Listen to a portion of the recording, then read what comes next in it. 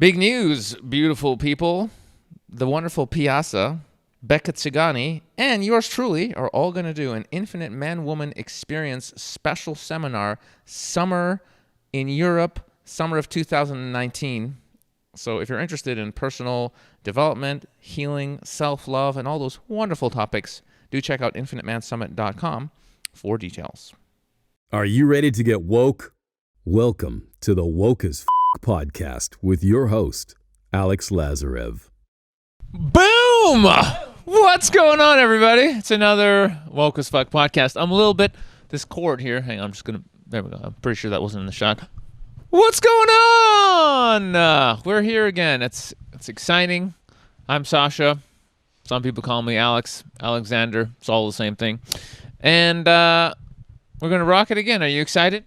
Very excited. Yes. She's very excited. She's very excited. And I am continuing to love this microphone. I love this microphone more than anything. I know I could use the other one that's clipped on, but this thing, it's soft and fluffy and it sounds amazing. Go ahead, say something.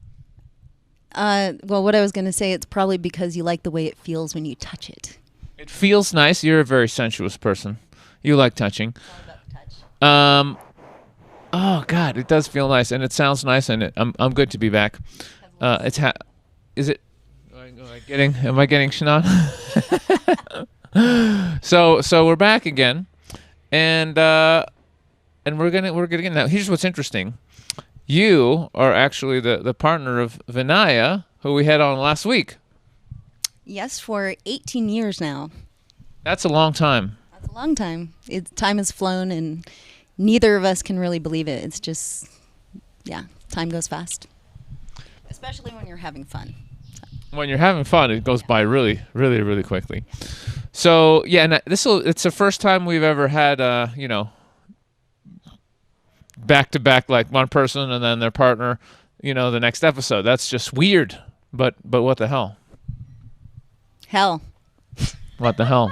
The only thing about this mic is it's very weird that you have to, because if you talk now, no one will hear it. You have to be holding the mic. Okay. See? No one heard you say okay.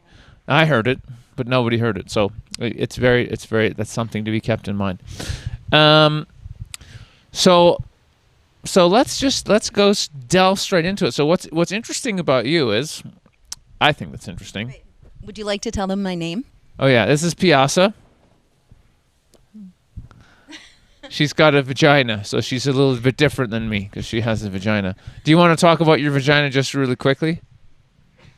I love my vagina, and actually what I would like to say is that's part of my work. Is I do work with vaginas. I work with women and healing the pelvic floor, also with men, but predominantly with women.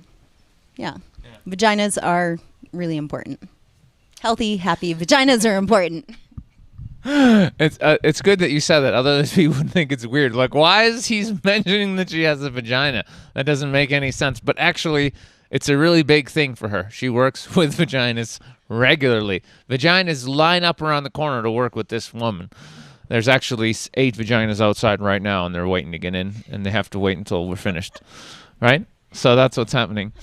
No, but she's really interesting. We met years ago, but we weren't really pals, and we sort of became pals in the this trip here, and we're gonna hang, and it's all very interesting. Now, last year when I was here, I was hanging out with my friend Henry, who you know as well, and then he was telling me a conversation he had with you, and I was like, oh, that's really interesting. And it was just some of your experiences you had with Mooji, and then it was interesting.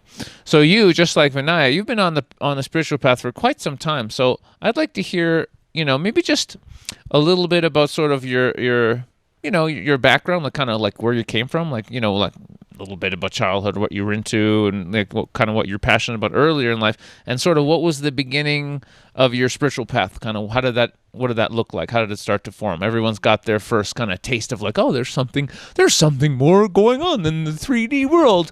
So give us a little bit about your background and kind of how you kind of fell into the path. I'd like to hear about that. Okay. All right. Well, I'm going to do my best here. I'm thinking about that, and well, I grew up in New Hampshire in the United States, and I kind of get heavy and deep, like pretty fast. So I would have to share that I experienced quite a lot of trauma in my early childhood, and multiple different kinds. And so I developed, I had PTSD. And I was really challenged. I didn't want to go to school. I was considered a really difficult child. And, in retrospect, I now understand what was going on. But yeah, at the time, I was just really hating life. I didn't want to be alive. And around 18, I tried to kill myself. And I woke up in a hospital, strapped to a bed, with a tube down my throat, and decided that I needed to just get out of here. I needed to find who I am. And one of the things that I always wanted to do since I was really young is go to India, just like Vinaya. I had the same dream about going to India. So let's see, I'm trying to think of sequentially how things went on. What was your trauma? I was sexually abused by my grandfather at age 6. I found my father dead on the floor at age 3. He suicided.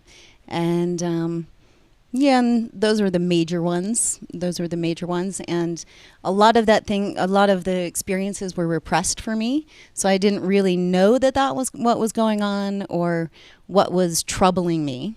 Why I was so hyperactive and angry and upset and, really disconnected from my body.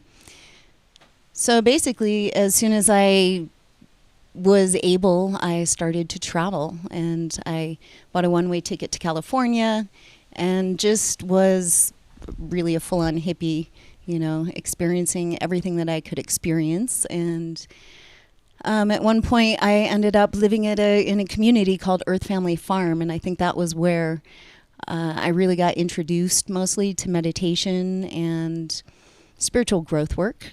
Yeah. And then I eventually made it to India, and I was studying yoga. That was one of the things I wanted to study this is 1992.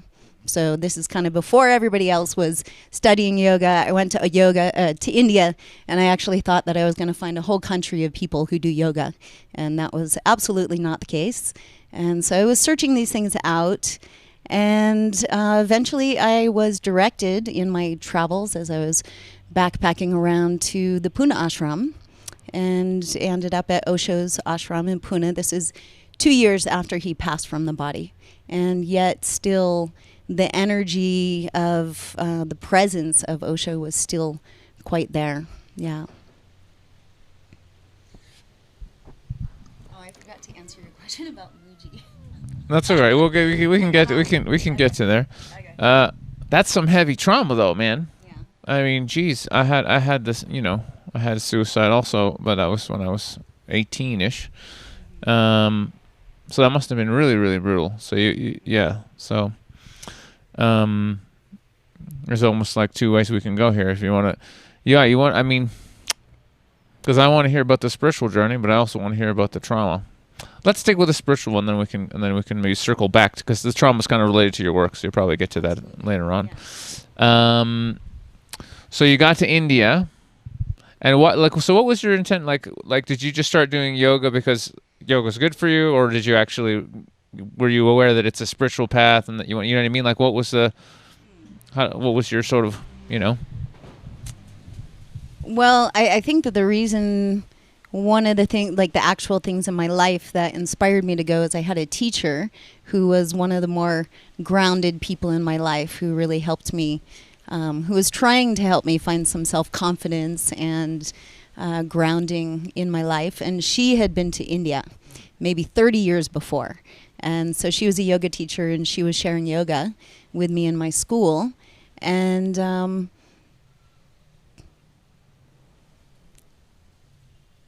So I think I just went because I really loved this teacher. Actually, I think that she was the one that inspired me, and I knew that there was something about it. It was something that I had a natural inclination for. I felt it was really helping me get into my body. But then when I went to my yoga teacher training, I was more exposed to the meditation and chanting and karma yoga than I had ever been. I didn't really know anything about that yet. And yeah, I just really, really loved it. I was down in southern India in the early 90s and in a completely Indian scene. It was really amazing, the culture and the food and the ashram. And actually, the truth is, when I first got there, they gave us these little yellow T-shirts that everybody was supposed to wear for our uniform, and I completely hated it. And I like every moment of my day was regimented from 4 o'clock in the morning until, I don't know, maybe 7 o'clock at night, and then we had some homework to do after that even. And it was the first time in my life, I think, that I just would get into my little tent, sleeping on the earth, which was great. I would just lay down on my back and just went to sleep because I was completely exhausted. So, I didn't really know that it was a spiritual path. I didn't really know that much about yoga when I went, but it started to become more clear to me as I got there and I started having my training. Yeah. And by about week 2, it was the best thing that I had ever done in my life. All the resistance to the uniform and the regiment and all of the hard work was dissipated. Yeah. Okay. So what happened as you kind of move forward in your journey? What happened after that? Salud. So, I was backpacking around and I met some hippies somewhere along the way who said, you really ought to check out the Osho Ashram. And actually I had already been exposed to Osho. I had done some workshop in LA somewhere along my journey. So I had an awareness of Osho. So I went to the ashram and it was a wild scene. It was really amazing. Nothing like what I know Vinaya got to experience when he was there, because he was living there, I think, probably about 15 years, 20 years before me. And then Osho had left the body. So, it wasn't as wild and crazy, but it was pretty wild and crazy. And the first thing that they did after I had an HIV test and was admitted into the ashram, the next morning we had to get up I think we had to be there at 6 o'clock in the morning for dynamic meditation. And, if you had never heard of this before, you've never looked into this before, and you just show up, this is really, really wild. And it's something that I love, absolutely love and value at this point in my life. And I've shared it a lot in the world. But then I had no idea. So the beginning of dynamic, for those who don't know, is, we start with chaotic breathing. And then we go into shouting the mantra "Who" as we're jumping up it. Oh, wait a minute. So actually, the process, chaotic breathing, screaming, and then the "Who," and then stillness. Yeah, that's the process. So, and the chaotic breathing, doing this chaotic breathing where you're just like, right? Some people say you're hyperventilating, and maybe you are. But also it really brings up a lot of whatever is unresolved in the physical, mental, emotional body. So old traumas can come up, and we go directly into screaming. Some people release their stress and their trauma and their tension through laughing or, just being hysterical. So everybody expresses it in a different way.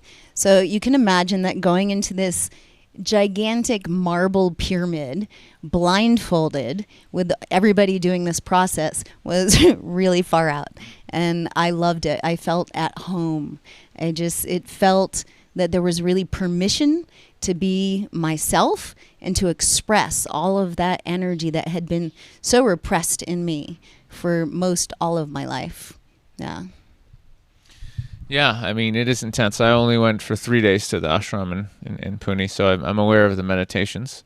They're good. I wouldn't recommend anyone go to that ashram now, because my experience was it was just a scam to get your money, and people running it were not good.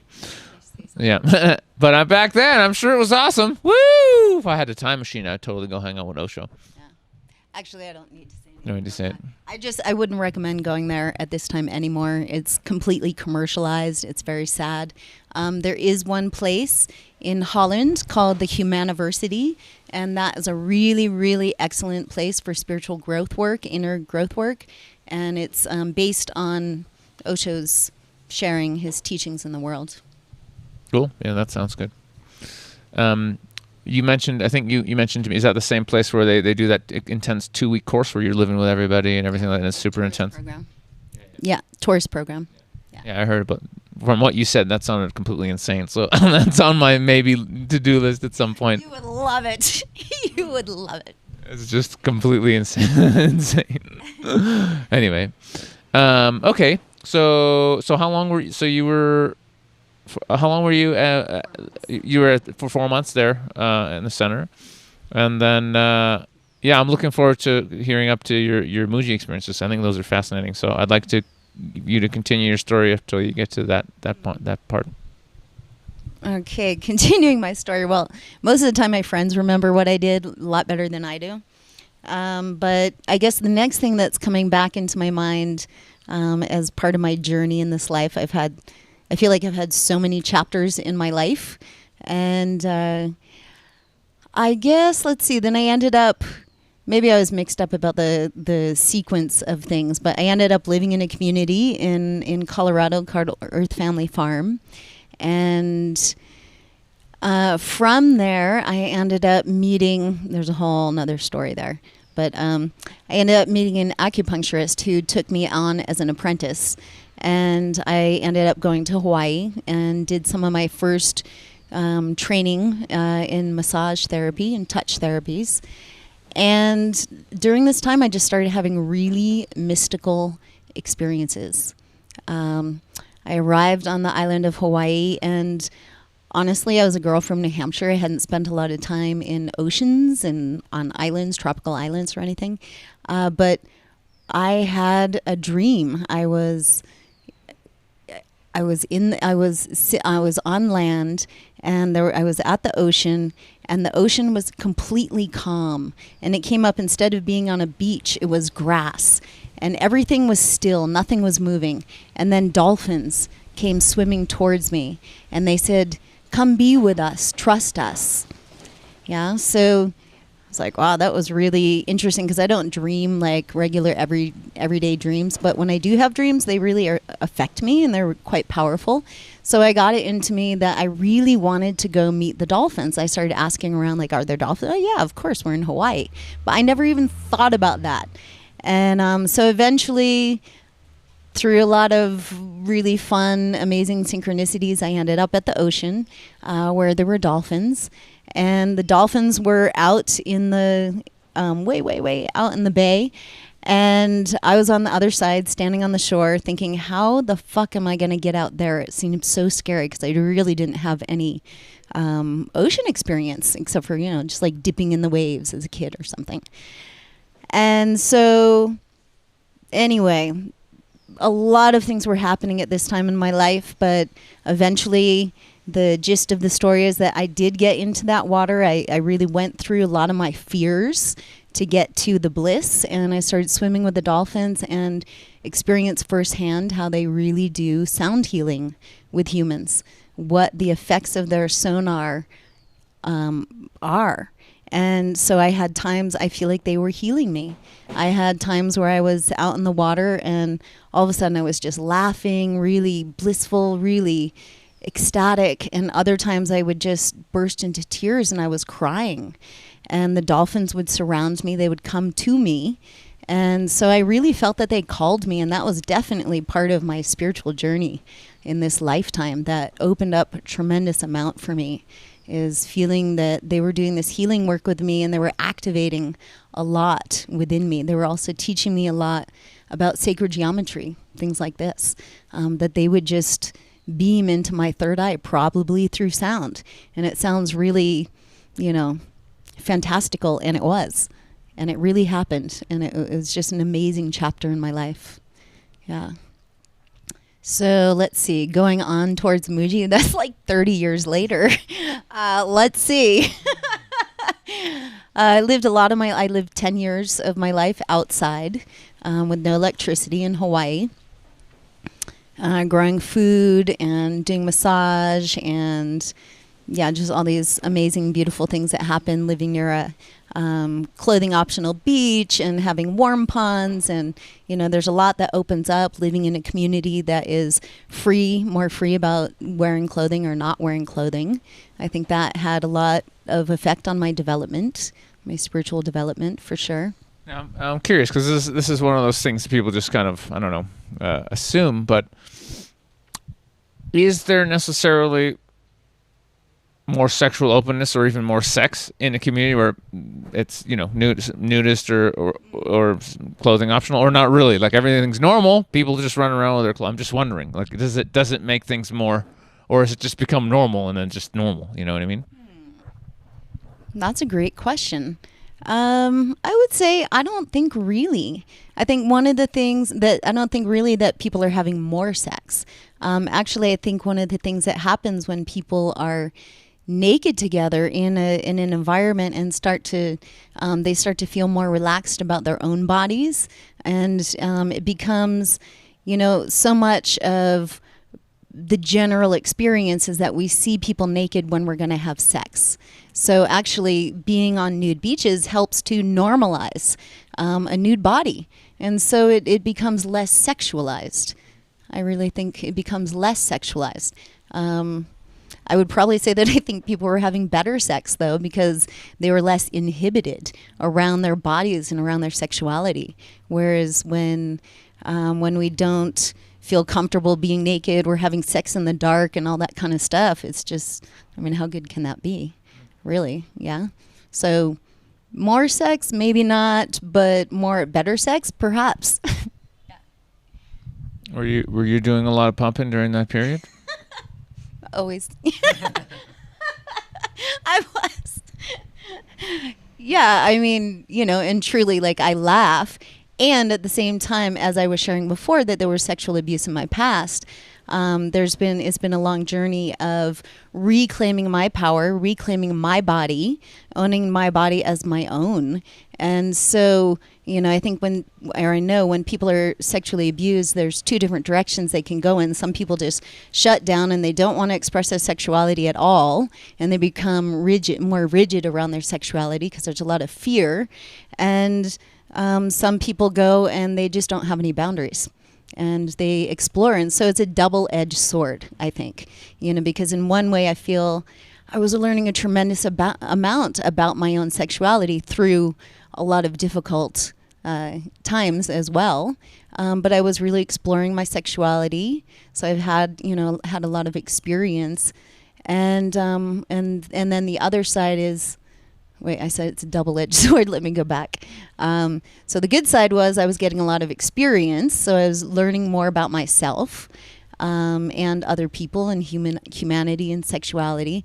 And on the other hand, I think my exploration was, as I said, because I didn't really have a lot of boundaries. I didn't, we're taught through our early conditioning to go along with many, many things. When we've been physically or sexually abused, we learn to submit to somebody else's will through punishment or reward. I'm going to love you if I go along with what you want me to do, or you're going to get punished if you don't. So that's a little side. That's a poopy paradigm. So you touched upon some of your personal stuff, I guess. You want to keep going and then up to the part that I can't wait to hear about, and then we can loop back to all the fun trauma. But we can go either way. If you feel like it, we could go to the fun trauma now and how you work with that, and then go to the Mooji stuff. Okay. Well, I could be pissing a lot of people off with what I have to share. Let me think. I haven't been thinking about the Mooji experience for a little while. So let's see. And also, I'm curious. Like, at what point? So this is all like great, but again, how much?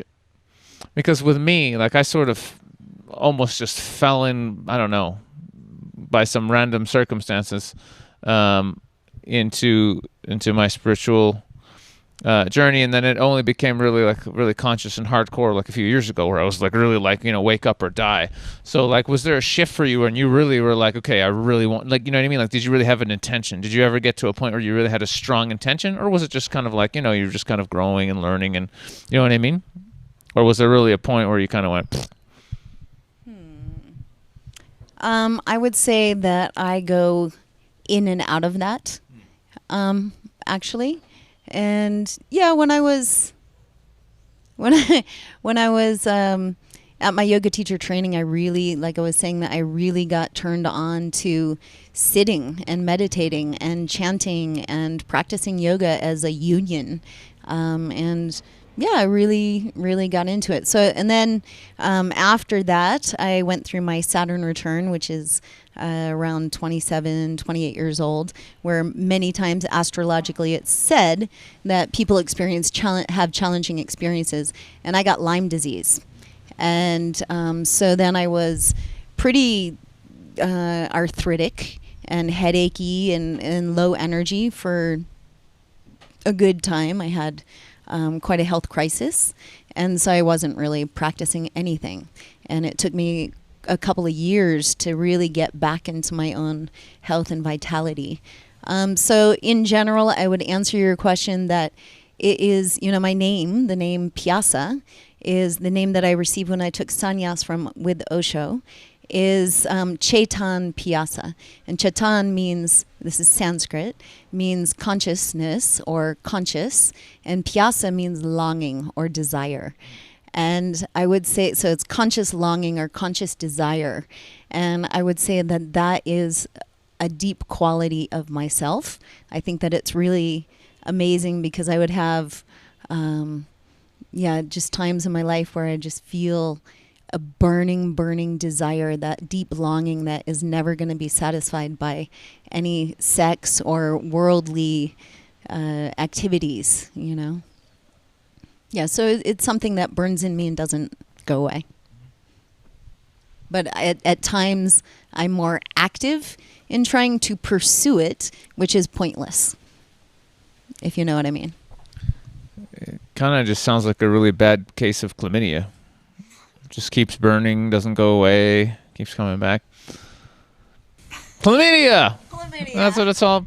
No, but do you feel like you have a desire to wake up?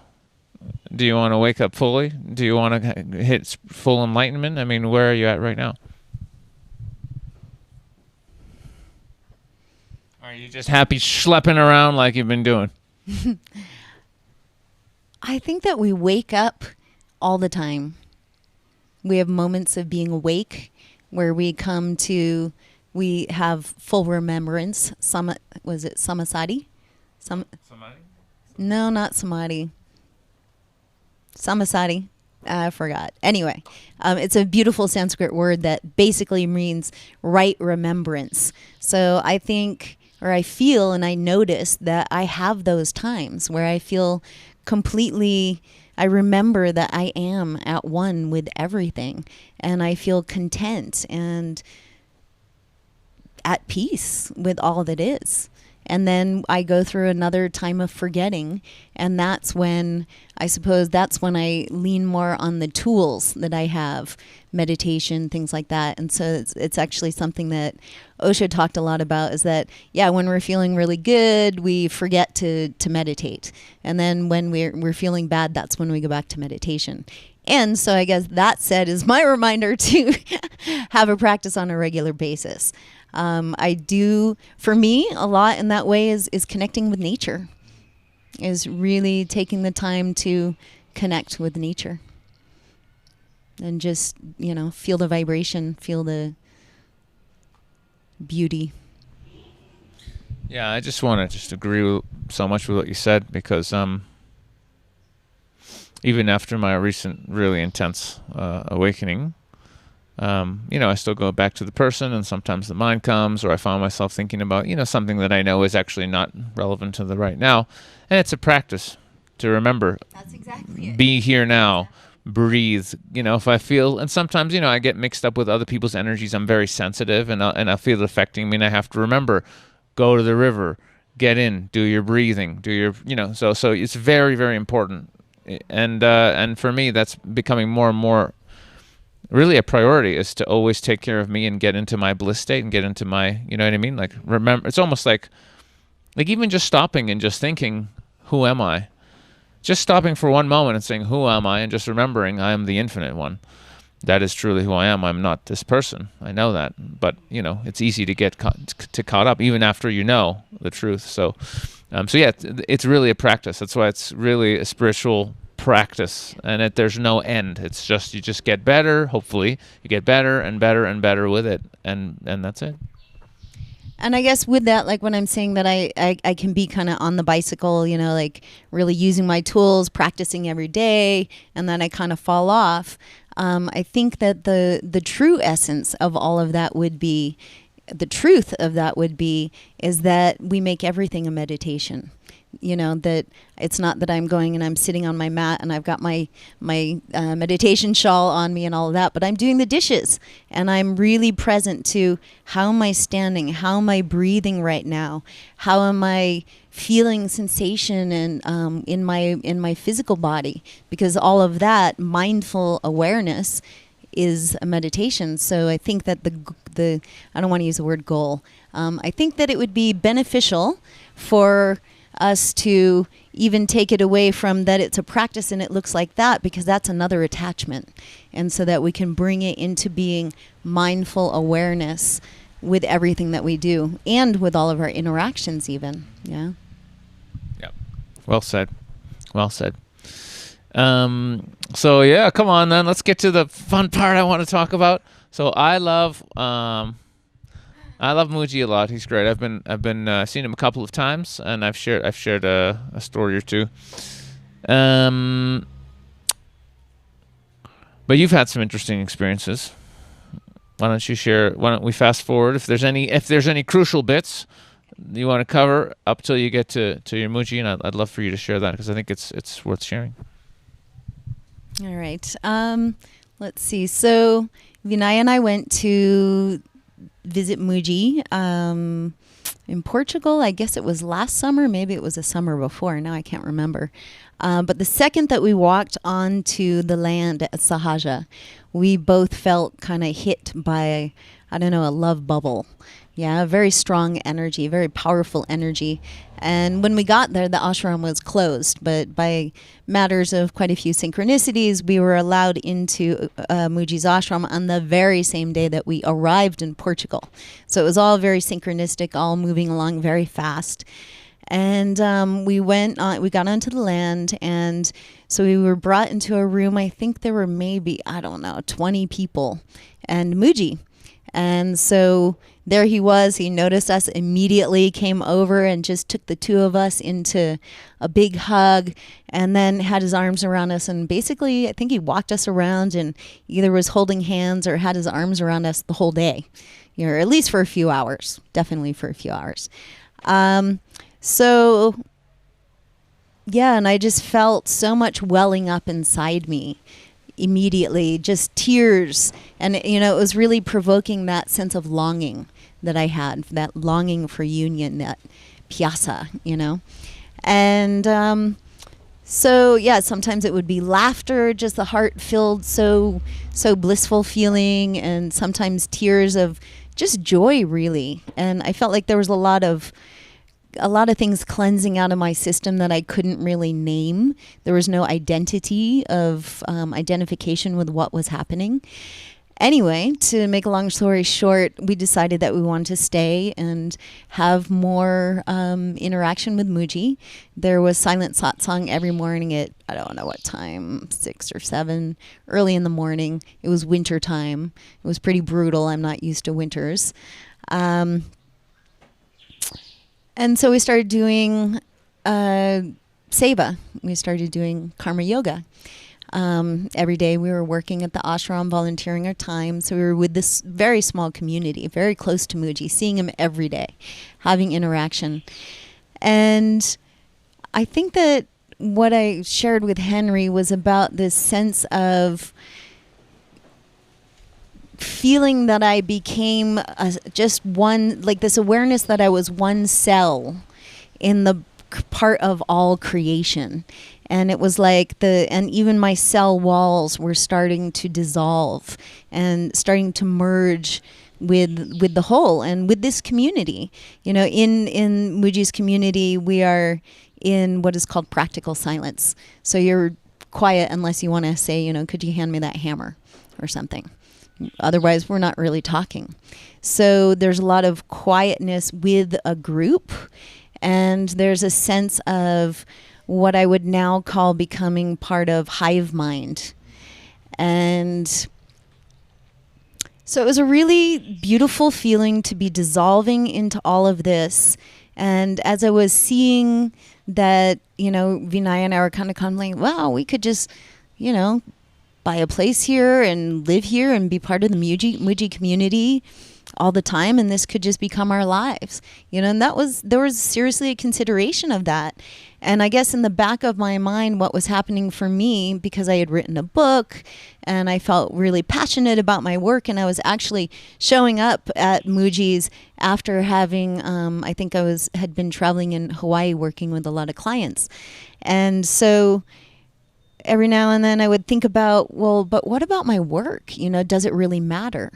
And Mooji talked a lot about that the growth path doesn't matter, that you are either unenlightened or you're aware of who you are, right? There's no slowly getting there. There's no inadvaita, yeah? From this perspective, there's no slowly getting there. There's no stages. You just remember who you are, or you don't. So I guess I was kind of in a quandary and contemplation around if the work that I had to share in the world was important, if it really mattered, or if I could just dissolve into being nobody with another group of people. And I guess the question for me, and this question came up when I was living at Earth Family Farm too, is living so outside of society, because we were very out in the boondocks. Does our vibration, solely our vibration, that we're grounding into the earth, affect the whole in a positive way or in a beneficial way, as powerful as us living out our purpose? That was my contemplation. And I felt kind of fucking confused, actually.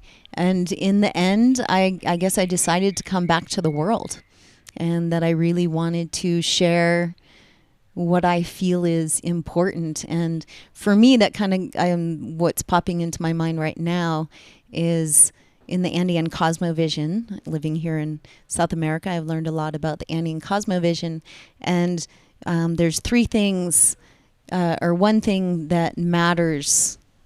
I've just lost that. What's the one thing that matters? What's the one thing that matters? Come back!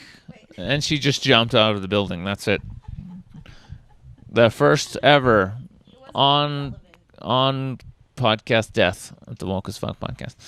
Well, it'll come back to you. Don't panic. It's all good. Yeah. It's all fine.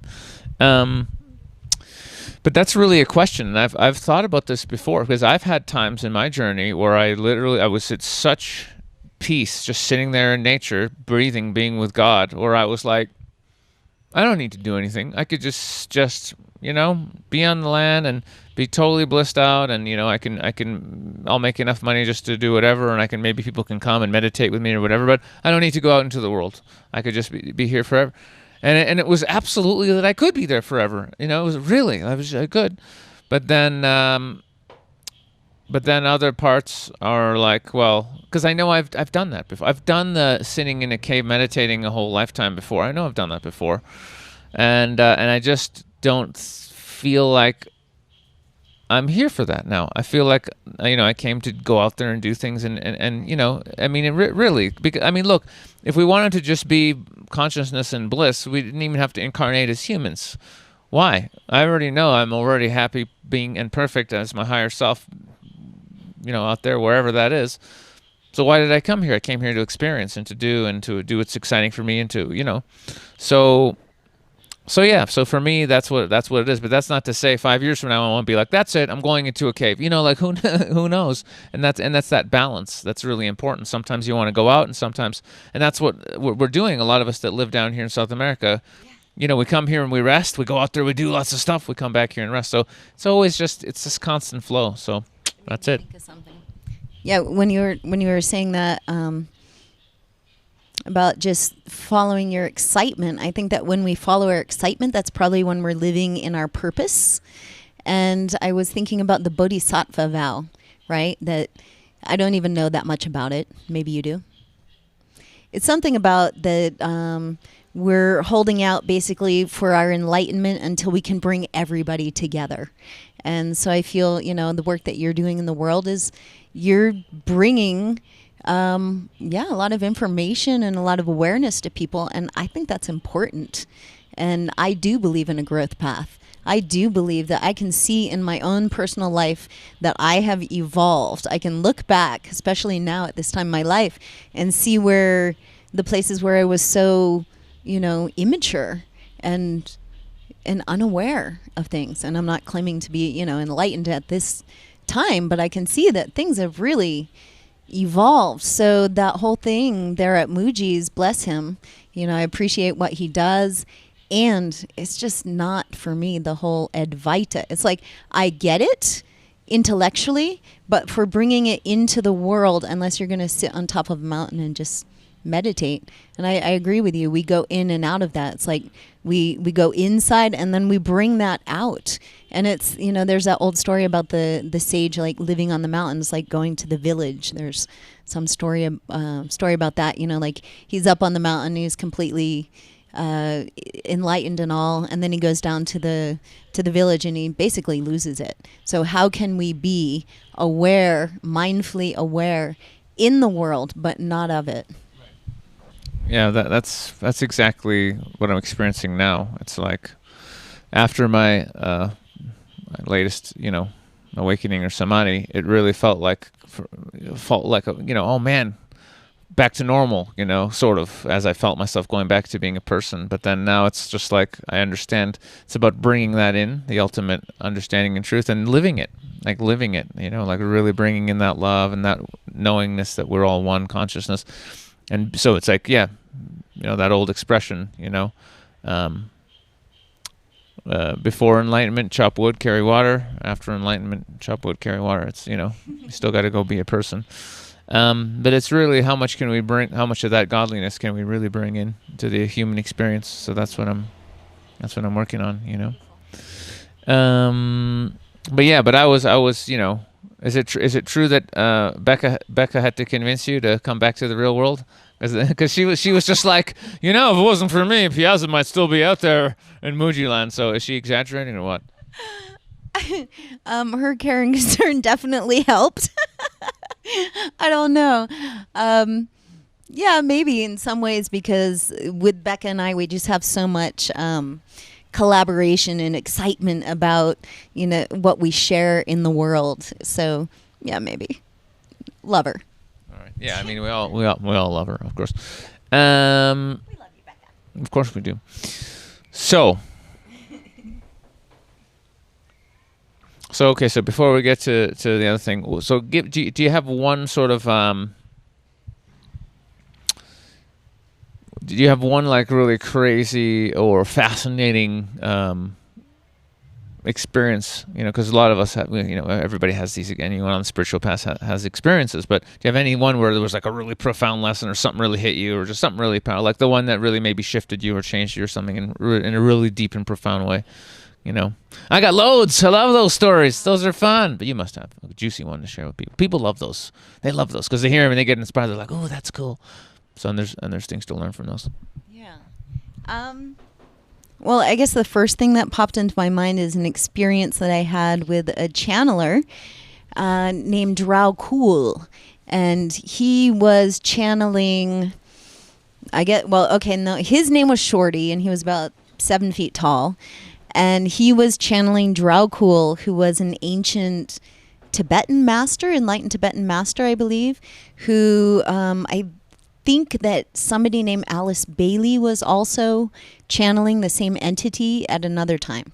So anyway, Vinaya had a New Age shop in Maui where we were living. And this guy Shorty wanted to come and share channeling sessions at the shop. So we had an evening where we were going to check him out. He was going to do some sample sessions with each of us, everybody that was associated with the store. And so I was sitting with him. He was going around with everybody. We were sitting in a little circle. And he came to me, and we looked at each other directly in the eyes, and everything lit up absolutely so psychedelic. It was just colors blasting everywhere, lights and bells and whistles and like fireworks happening, right? And he kept my eye contact and he said, "Yeah, it's all really entertaining, but meet me where I am." And then all of a sudden, everything started blacking out from the periphery of my vision. Everything started blacking out until it came to just one little point, and everything was black. And he said, "Right there." So he knew what was going on in my consciousness and was pointing to that awareness of really, yeah, it was just such a profound experience because it was about not being attached to the Maya, the way that it all looks, and going straight towards the nothingness. Yeah.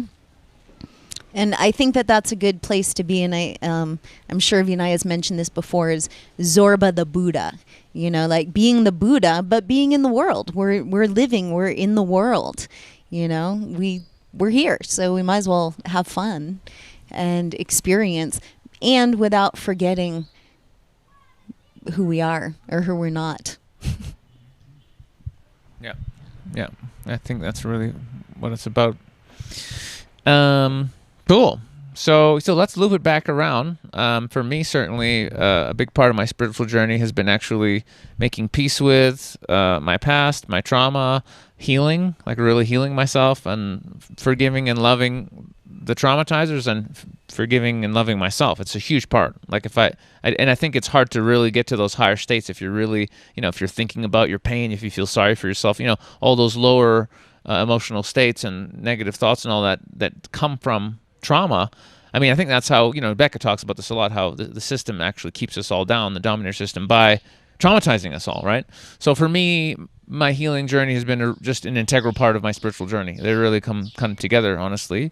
So I'd love to hear more about, some of the tools and, basically what you're doing in your work and how you've been healing yourself and how you work with others, because you're a healer, basically. So I'd just love to hear about that whole aspect. Thanks. Let's see. So, well, like I shared before, she's going to talk about vaginas. Come on. Everybody loves it. You're not? No. I thought there was going to be more vagina. All right. Not about vaginas this time. No. Fine. They're important too, but not about that. And not about circumcision anymore. No.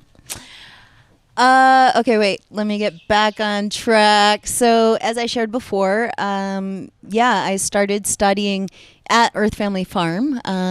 Was a woman named Bella Cloud, and she was a spirit being. She was a healer. She was, I just spent time with her harvesting, wild crafting herbs out in the mountains, and she taught me that eating flowers is where it's at. Right, that was her. And then I started studying with Jeffrey, this acupuncturist, and working in a clinic in Hawaii. And then from there, so that became part of my life, and that was part of my livelihood. It was what I love, is doing body-based practices, sharing body therapy. And then I started at one point, because I had been curious, and like even as a teenager, I actually told people, I'm going to be a sex therapist. Actually, when I was a teenager, I thought that, but that I forgot about it. And at one point in my life, I started doing tantric massage, sharing tantric massage. And that was a really powerful experience for me, working with men around sexuality. And one of the things, as a side note, one of the things that I learned there is that everybody's looking for intimacy. Everybody's looking for connection. You know, when you talk about tantric therapy, so many people think that it's all just about sex, but so much of it is really just about connection. It's what we all need, what we all want is true intimacy and connection. Yeah.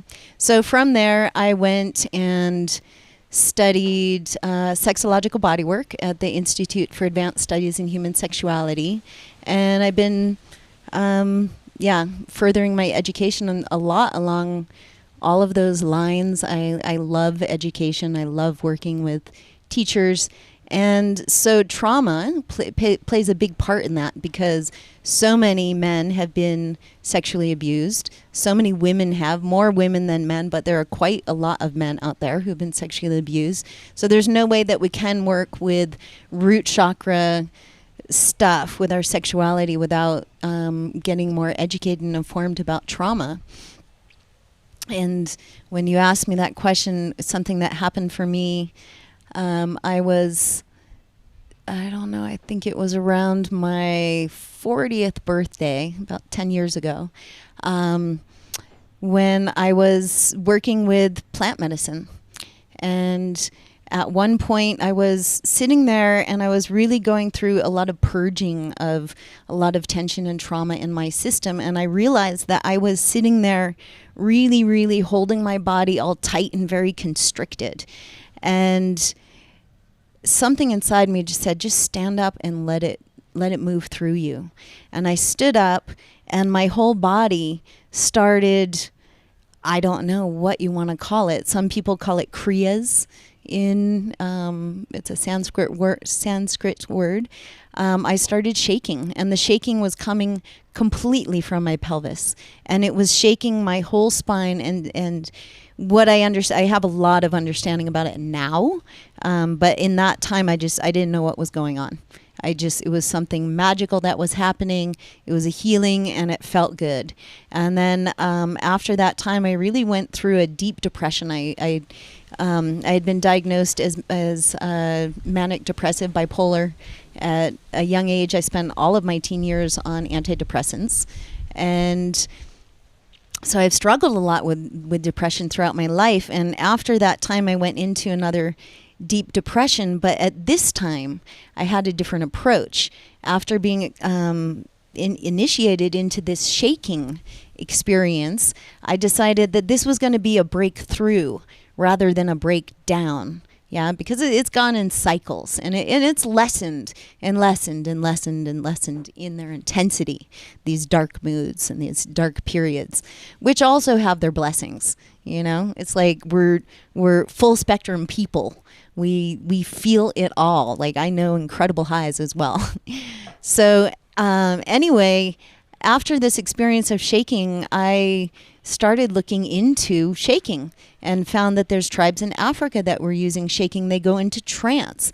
That there was, Osho used shaking in Kundalini meditation.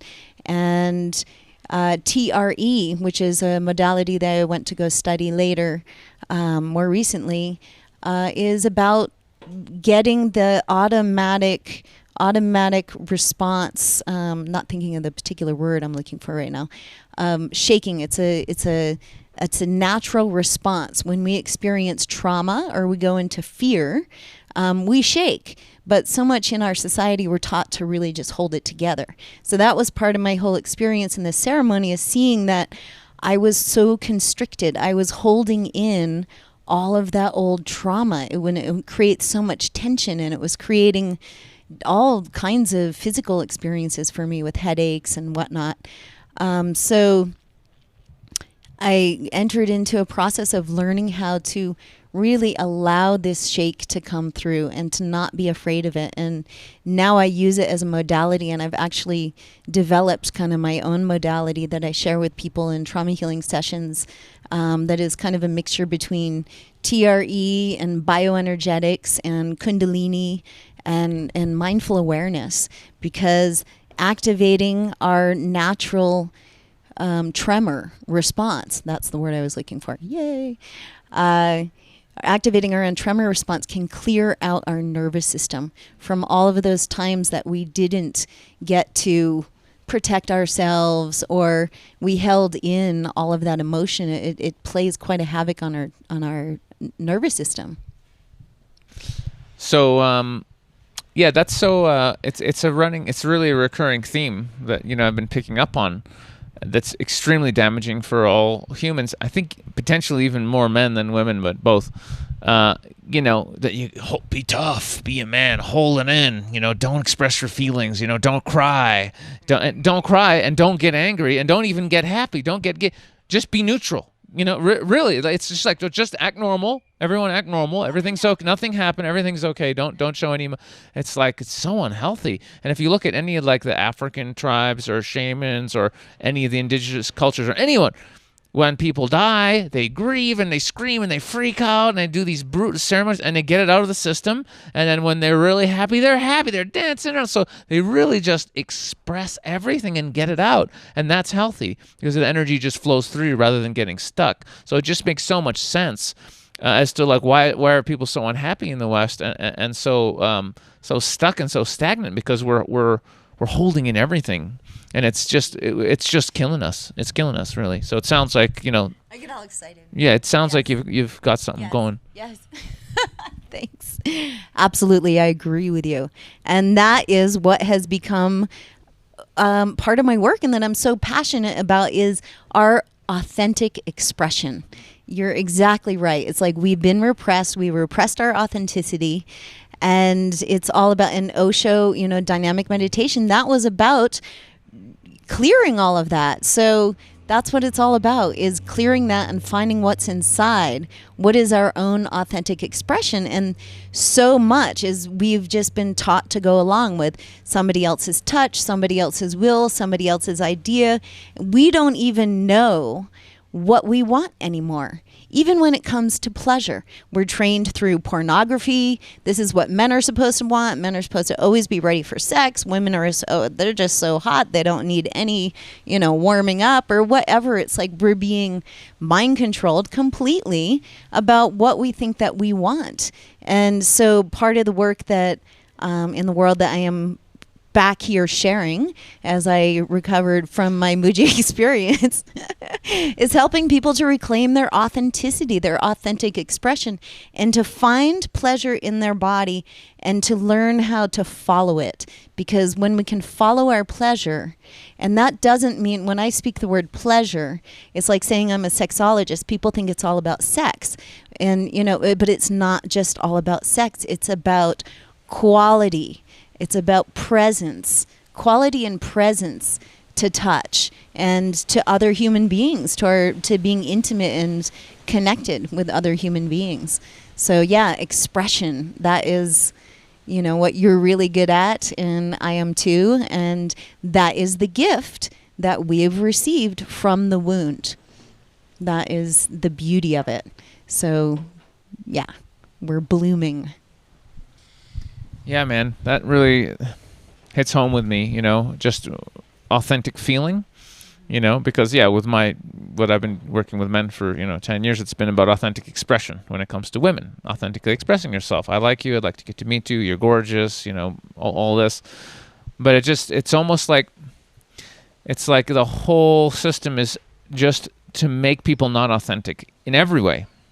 Sexually inauthentic with their desires, inauthentic with their careers, inauthentic with their expression, inauthentic with your connection with everything. Like literally, like we're just like, do what you're told and what you think is normal to fit in, so that no one will judge you and no one will think you're weird, and just be a ghost. Like literally, this is what they want. Just be a robot, be an automaton.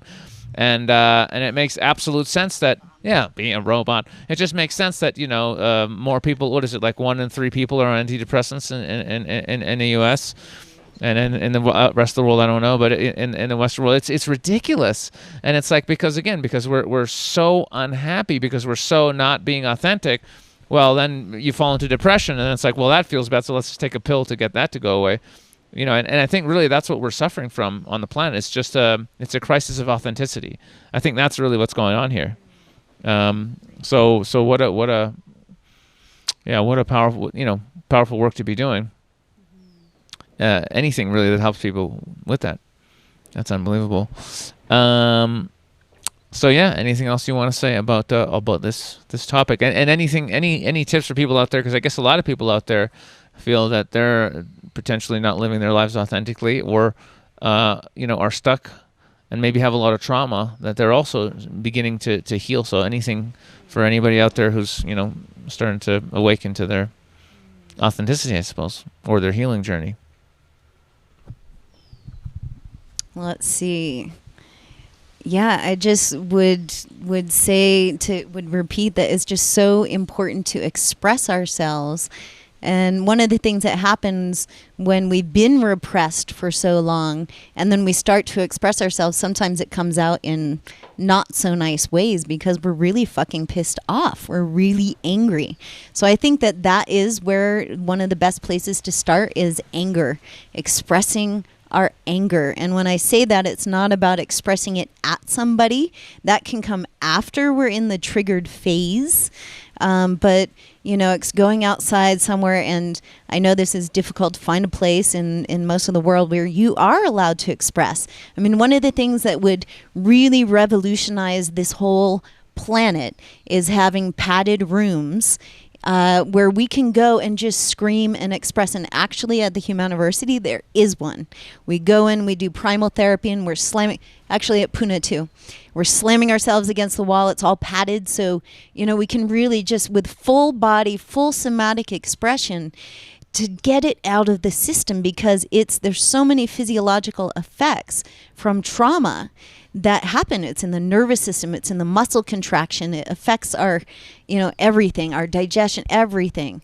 So I would say, in answer to that question, one of the first places would be to start working with anger, with the root. And and use the full body. Maybe you could make you could find a place to do dynamic meditation at an Osho center near you. You can come visit me and Vinaya, because this is some of what we share. You can join me and Rebecca in workshops, because sometimes we do anger workshops, but I'm sure you can find something. There's got to be something out there. Is there stuff out there for this? Besides us. This is a good time to mention Infinite Man.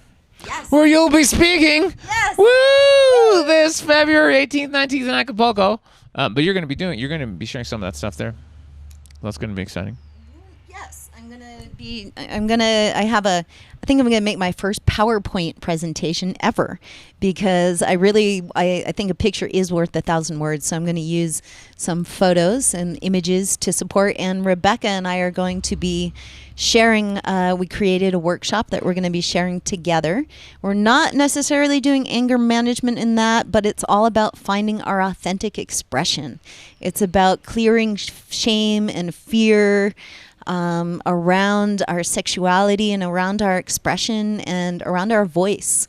So please come join us. Yeah, it's going to be great.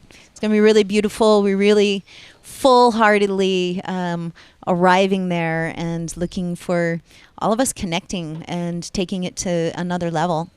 So please come, Acapulco.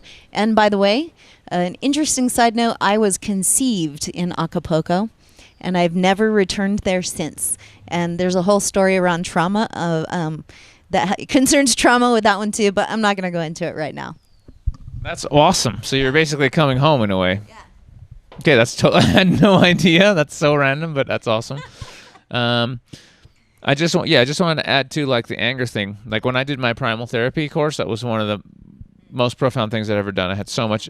Yeah. No. I did it in Europe, in Holland, with Pooja Lapu, who's been on the podcast too, who's amazing. But yeah, recently in London, I was having some knee pain, and I'd had trauma in my body I've been working on for years, and so I did an exercise called parts work, which I wasn't aware of before, but where you actually talk to your body parts. So somebody takes on the consciousness of your body part, and you can talk to your own body part. So I spoke to my knees, and they were like, actually, you need to speak to your quads. And I spoke to my quads, and they were a little tight, but they said, no, we're okay. You need to talk to your lower back. And then I talked to my lower back. And my lower back was like so angry at my mother. My lower back was like, your mother's fuck. Like, it was just unbelievable. My lower back was like, you need to go and you need to get this anger out. And now me, Sasha, I'm okay with it. I've made my peace, and I'm pretty much okay. But the body is separate from me, right? Totally separate. So I did writing exercises a couple of times where I was like typing out the most evil, horrifically violent, like things I could never even come up with. My back was holding on to such anger at my mother. So after doing 2 sessions and then once it was like, go out there somewhere and scream in the forest, and it was hard even finding a place. I was in London at this time. But once I got that out, everything just went away. Like everything was cool, and now I'm pretty much okay. So even though you might be okay with certain things or made your peace, your body may not be okay. So very, very interesting to differentiate between you, the consciousness, and your body. And actually, we also have sub-personalities, which I'm just tapping into now. We all have different voices and all this kind of stuff, so I'm not even aware of all that yet. But yeah, super important to get the trauma out. And for me, it's been, I'm just about to turn 40 as we type this in. I just feel like I'm really on my way now, but I'm just right in the middle of my process of clearing the trauma. So it takes a while. Yeah, there's. I recently just did a medical training and certification in pelvic therapy, and I've been passionate about that for some time. And I had been already offering lingam and yoni massage, but it was more of massage, and it was informed, but it was more intuitive. And this course actually taught me a lot on the medical side about how, working in the anus is going to affect your lower back, or, what muscles were attached to what. So, but what I wanted to say is, there's this expression about don't be a tight ass, right? And that is because we can do body awareness practices together sometime if you want, where you can see through your own somatic experience when you relax, and you consciously can relax your pelvic floor, which includes your anus. Or what we normally do is we normally carry around or contract our pelvic floor. A lot of where it happens is in the pelvic floor. That is where it starts, and then it goes to the back, and it goes to the neck, and it incorporates everything else. But the pelvic floor is really integral in all of that, connected in all of that, and where we hold tremendous amounts of tension. Yeah, so that makes a lot of sense. And if you don't mind, I wrote a really long poem, and I just want to share a little piece of that because it's exactly what we're talking about. It's frozen in the cells. It's the environment. It's the chemical climate that we're living in, aware of it or not. So take the old pain and hold it up to the light. Shine your love into the darkest of places. Make room for ease to fill the places. Shift happens, clean it up, illuminate old fears so we can all come clear. I'll do my part, you do yours. It's a collective operation. It's the ultimate healing love vibration that we have all been waiting for. It's a portal. It's a door that we can flow through so we can be through with the pain and the blame and with the shame and the blame, and that's an old game, and it is not healing.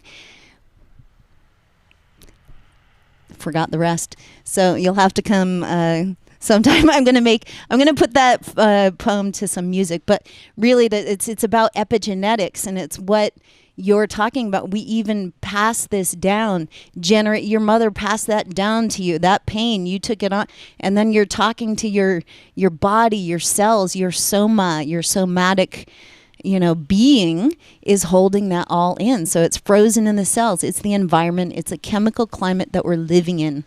So that's what that poem is about, and the work is about clearing it out of our body. Once we clear it out of our bodies, once we de-armor, that's the languaging around it. We de-armor our genitals, we de-armor our body, then we can be more authentic. Yeah, we're not trapped in this armor where we're stiff and unable to express and be our beautiful, shining, present being self. That's right. You said it. Great poem. And yeah, if you get the full thing or a video, we can always link to it on YouTube. We could just put a link to you doing the full thing or the poem or whatever.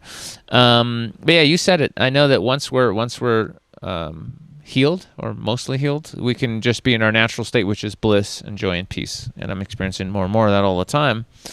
And it's, I don't want to freak people out, but not only do we have to deal with all the trauma from, childbirth and everything that's going on out there now, which is like so much, like I'm not going to go into it. But there's our parents' trauma and their parents' trauma and going back generations. So actually I've been epigenetics. Yeah. So I've been learning that, my ancestors have been actually communicating with me, and they want me to release some of their trauma because I'm alive now. So I'm actually working for them. That's what we're here to do. Right. Clearing this Right. We're clearing. Yeah. We're literally clearing the lines, and there's all kinds of, there's actually whole sciences and people who do this where they, where you can clear all the ancestral trauma and all this kind of stuff. So that, again, it's above my pay grade, but I'm aware of it. And I think that's on my future list. I'm just working on this life stuff, and then I'll get to that later. But yeah, it's as one of my teachers says, it's an infinity game. It never ends. You're never done. You never go, okay, I'm done. That's it. It's like, no. It's an onion. It's an onion. It's just like once you get, you're just like, wow, I'm so liberated and enlightened, and then you get to the next layer. Yeah, exactly. Wherever you get to, you're at the beginning of that level, and it's really humbling actually, because like, one of my spiritual teachers recently said to me, you've got your spiritual black belt. And she said, but guess what? There's second dan, third dan, fourth, and it just goes up. It just goes up, right? Like in martial arts, you get your black belt. That's pretty good. But there's the master's like, 12th degree or whatever. So it just keeps going. So it's humbling because you never get cocky, because I just see myself as I'm at the very beginning of whatever level I just got to. And that's really the way I like to look at it, rather than like, you know what I mean? I'm just at the beginning of where I'm at. So anyway, but that's awesome. So I think we had a good rant. We had a good show. It was a nice hangout. We'll do it again when we have more time. Now's a really hectic time for us because, we're just about to go into Mexico and there's so much going on. So we can't do an epic 2.5 hour one, but we'll be back. We'll be back. And so if you don't come to Infinite Man, you miss out. Boo! Boo on you. It's going to be great. Me and Becca and Pyasa all together, and amazing other people. But if people do miss it, let people know where they can find you and find out more about your work, and if they want to reach out to you and something like that. Yeah, great. Thank you. I have a website. My website is intimacyadventure.com. And I do share Skype sessions online. I can actually do some types of somatic work, intimacy coaching with people online. So that is a wonderful thing. And also what I've started doing, and I see happening more, is people coming here to Ecuador and having a full experience. What I've been doing with clients is we work a few times a week, and then I also refer them to other people in this area because there's so many amazing healers here, so that we can really work on all levels. I think that is one of the most powerful. And if you come here, you get the benefit of getting way cheaper sessions. Yeah. So I welcome you to Ecuador, to programs here. Rebecca and a friend of ours, Sienna, and I are offering a retreat here in October, I believe, of this year. So check that out. I will have a page for that on my website, intimacyadventure.com. I wrote a book. It's called The Intimacy Adventure, and this is a playbook for two people, typically people who are romantically involved, to discover deeper intimacy and communication with each other. You can find that on Amazon, or better yet, check my website. Amazon's kind of wonky sometimes. But thank you so much, Sasha, for this opportunity to share, and big hug to everybody. See you at Infinite Man, or here in Ecuador, or on another podcast. Blessings. It's been real. It's been fun. And now I'm going to go eat because it's my birthday party today. Woo! I'm definitely not. Apparently I wrote that I was turning 50 on Facebook, and she's like, "You're not 50. You look amazing." I'm like, "I look amazing for 30, girl. Never mind 50." So the next time, so this is my last podcast that I recorded being in my 30s. This was it. New decade. I know, it's strange. It's like, it's good. I'm excited, but man, my 30s were great. I had a great time. No, in the Chinese? No, I'm a rat, which I don't like at all, because rats, it's like, like in the mafia, it's a fucking rat. If you're a rat, I'm the biggest fool in history of the mafia. It's like I don't like the rat energy. I'm not very loyal. I'm more of a dog. Dirty rat. Yeah, I'm not, though. I'm a doggy. I'm very loyal. So I don't know. But do you know anything about the rat? No. I just thought we were born. I thought Chinese astrology was 10 years apart, but actually now I remember it's 12. So I thought we were both roosters, because I'm a rooster. And I'll be 50 this year, too. So. Nope. But anyway, so goodbye 30s. It's been great, and I'll see you guys all in my next decade in the next episode. So thanks for being here. Love you guys. Peace, peace.